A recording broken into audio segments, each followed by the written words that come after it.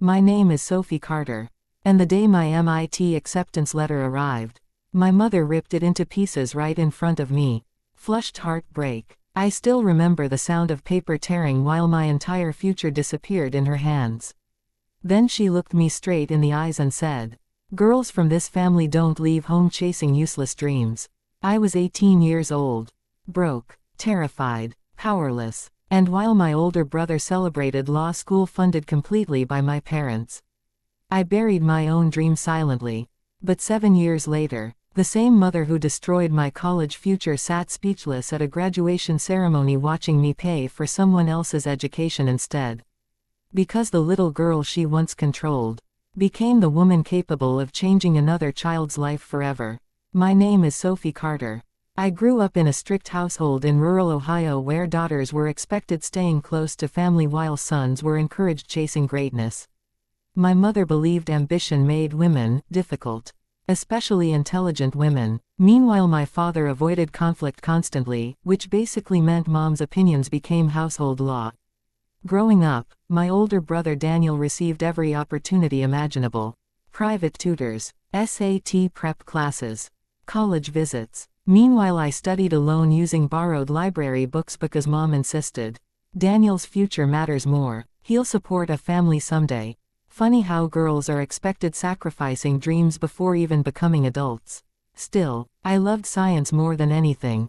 Physics, engineering, computers. While other teenagers attended parties, I spent nights building tiny coding projects and entering academic competitions secretly. And somehow, despite limited resources, I became one of the top students in the state. Teachers believed I could reach anywhere academically. One teacher, Mrs. Grant, changed my life forever after encouraging me applying to MIT, Massachusetts Institute of Technology. Honestly, the idea sounded impossible. Kids like me didn't attend schools like that, especially girls from small struggling towns. But Mrs. Grant refused letting me quit before trying. So secretly, I applied. Months later, the acceptance letter arrived. Full scholarship, full tuition, housing, academic support, everything. I remember shaking opening the envelope. My entire body felt numb reading the words. Congratulations. I cried harder than ever before in my life. Not because I felt successful. Because for the first time, my future looked bigger than survival.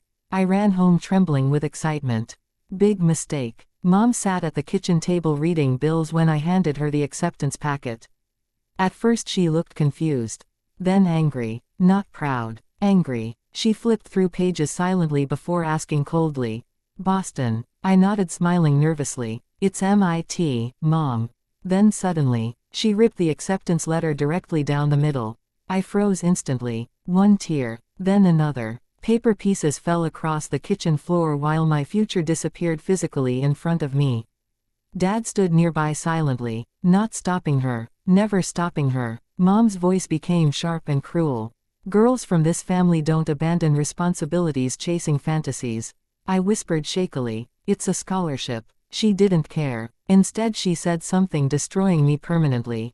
"Your brother deserves investment. You'll end up married anyway." Meanwhile, Daniel stood upstairs listening silently, never defending me either. That night I locked myself inside my bedroom and cried until sunrise. And honestly, something inside me broke permanently. Not just dreams. Trust. Because once people destroy your future intentionally, you never see them the same way again.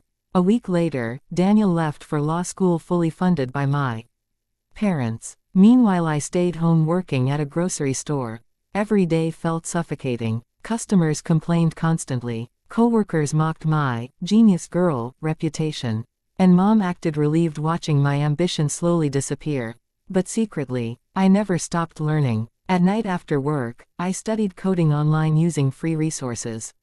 Hours and hours alone, slowly building skills nobody around me valued. Then one random freelance programming project changed everything. A startup company hired me remotely fixing software bugs. Small job, but I impressed them enough, earning more opportunities. Eventually I moved to Chicago quietly without family support. Tiny apartment, cheap furniture, no safety net, but freedom felt worth every struggle. For years I worked obsessively. Coding, building apps, learning cybersecurity, no vacations, no shortcuts. And slowly, my career exploded. By 25, I became senior software architect for one of the fastest growing tech firms in the country. Stock options, leadership bonuses, financial independence. Ironically, the daughter supposedly destined only for marriage became wealthier than everyone in the family combined. Still, I rarely visited home, not from hatred, from emotional survival. Then one unexpected phone call changed everything. My brother Daniel got divorced suddenly. His ex-wife struggled financially afterward, raising their daughter Lily mostly alone. Lily was only 11 years old. Bright, curious, obsessed with robotics. The second I met her properly, I saw myself instantly. Same hunger for learning, same quiet intelligence, and sadly, same dismissive treatment from family. One Thanksgiving dinner, Lily excitedly discussed wanting become engineer someday. Mom laughed immediately. Girls don't need stressful careers. The exact same sentence pattern, just recycled onto another generation. I watched Lily's face fall instantly. And suddenly, 18-year-old Sophie returned emotionally all at once.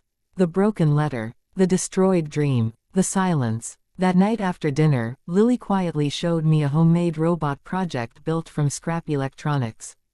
Honestly, it was brilliant. I asked softly, "Do you really love engineering?" Her eyes lit up immediately. More than anything. Then she whispered something breaking my heart. "But Grandma says girls usually quit hard stuff." That sentence decided everything for me instantly. I promised myself right there. History would not repeat itself. Over the next several years, I secretly mentored Lily constantly. Coding lessons, science camps, books, tutors, everything my younger self needed desperately. Meanwhile, Mom criticized me endlessly for filling her head with unrealistic ideas. I ignored her completely now. Because successful adults eventually stop asking permission from people committed to limiting them. Then came Lily's college acceptance season. And unbelievably, she got accepted into MIT. Full scholarship partially, not complete. There remained major costs still uncovered. Daniel panicked financially immediately. Mom started discouraging Lily instantly. Community college is safer for girls. I saw terror appear inside Lily's eyes hearing those words. The same fear I once carried. Then during family dinner, Mom actually said, "MIT ruined Sophie anyway." Silence swallowed the table, and honestly, for the first time in my adult life, I finally confronted her directly. Calmly, I looked her straight in the eyes and said, "You didn't ruin my future when you tore that letter. You only removed yourself from it." Mom froze completely. Dad looked down ashamed. Then I reached into my purse and placed certified financial documents onto the table. College trust paperwork, fully funded. For Lily, complete tuition support, housing, books, everything. Lily burst into tears instantly. Daniel stared speechless. Mom looked genuinely stunned. Then quietly she whispered, "You're paying for MIT." I nodded. Yes, because nobody protected my future when I needed it. The room became painfully silent. And honestly, that moment healed something inside me years therapy never fully reached. Not revenge, healing. Because pain stops controlling you once you transform it into protection for someone else. Several months later, I attended Lily's MIT orientation in Boston. Watching her walk across campus smiling confidently nearly made me cry. Then unexpectedly, she hugged me tightly and whispered, "You saved my dream." No, I saved the version of myself nobody else protected years earlier. Today Lily studies robotics engineering successfully. And me, I finally understand something important. People who destroy your dreams often fear seeing you become bigger than the limits they accepted for themselves. But dreams survive surprisingly long inside determined people. Even torn pieces sometimes rebuild into extraordinary futures. Never let someone else's fear limit your potential. Girls deserve the same opportunities, education, and encouragement as anyone else. And sometimes healing begins when we give others the support we once desperately needed ourselves. Real love protects dreams instead of tearing them apart. If this story touched your heart, thumbs up, like this video. Bell, subscribe for more emotional stories.